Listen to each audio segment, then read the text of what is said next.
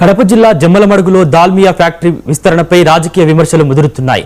రైతులు స్థానిక ప్రజలకు న్యాయం చేయకుండా ప్లాంట్ విస్తరణ పనులు చేపట్టడం సరికాదని వైసీపీ ఎమ్మెల్సీ రామసుబ్బారెడ్డి ఆరోపించారు. ఎమ్మెల్యే ఆదినారాయణ రెడ్డి వ్యాఖ్యలను ఖండిస్తూ రైతుల సమస్యలను ప్రభుత్వం వెంటనే పరిష్కరించాలని ఆయన డిమాండ్ చేశారు. జమ్మలమడుగులోని వైసీపీ కార్యాలయంలో నిర్వహించిన మీడియా సమావేశంలో ఆయన ఈ వ్యాఖ్యలు చేశారు.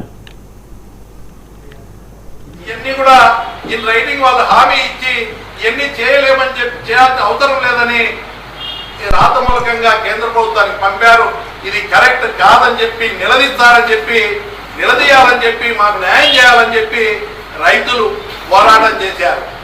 పోరాటం చేస్తే ఈరోజు నిన్న మీటింగ్లో అందరూ చూశారు.